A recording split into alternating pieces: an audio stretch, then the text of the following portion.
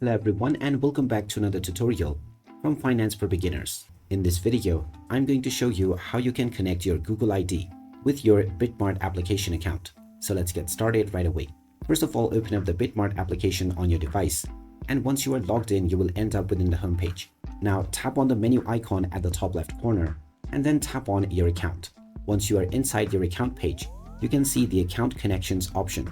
Go ahead and tap on it, and now you can connect your Google as well as your Telegram account. Tap on the connect button alongside the Google option, and now you can choose from various different Google accounts that you have connected to your device.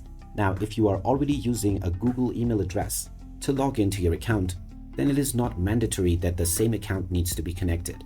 Once you have chosen your Google account, tap on the continue as button, and now you will be asked to enter the verification code that has been sent to your email address. Tap on the send button and then check your inbox. Remember that this code will be sent to the original email address that you used while creating your account. Once you find the code, just enter it within the given box and then tap on confirm. And now your Google account has successfully been connected to your BitMart account. So there you have it. That is how easy it is.